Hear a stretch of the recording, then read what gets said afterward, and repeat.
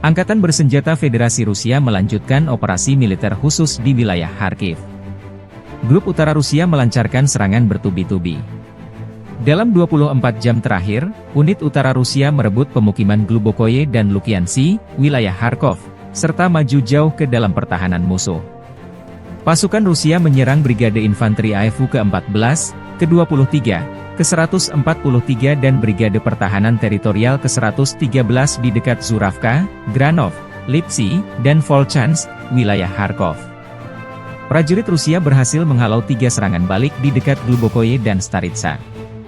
Kerugian personel Angkatan Bersenjata Ukraina mencapai 125 tentara Ukraina, 3 tank, 3 kendaraan tempur infanteri, 5 kendaraan bermotor, 1 kendaraan tempur OLH MLRS 300 mm, 1 kendaraan tempur Vampire MLRS 122 mm buatan Ceko, 2 kendaraan tempur D-30 122 mm, howitzer, dan 1 senjata anti-tank Rapira 100 mm.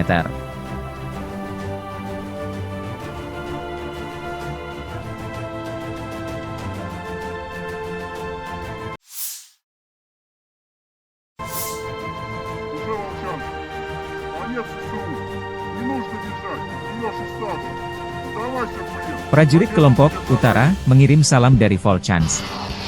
Pertempuran di kota terus berlanjut, unit Utara Rusia terus membombardir pertahanan Angkatan Bersenjata Ukraina memaksa mereka meninggalkan Volchansk. Kelompok penyerang unit Utara Rusia memasuki Volchansk dan maju ke kedalaman 500 meter hingga 1,1 km. Melakukan pertempuran sengit, mereka berhasil menghalau 6 serangan balik, terus bergerak maju dengan percaya diri, demikian dilansir akun militer resmi Grup Utara Rusia 16 Mei 2024. Dalam 5 hari, kelompok pasukan utara membebaskan lebih dari 200 km persegi wilayah Kharkov.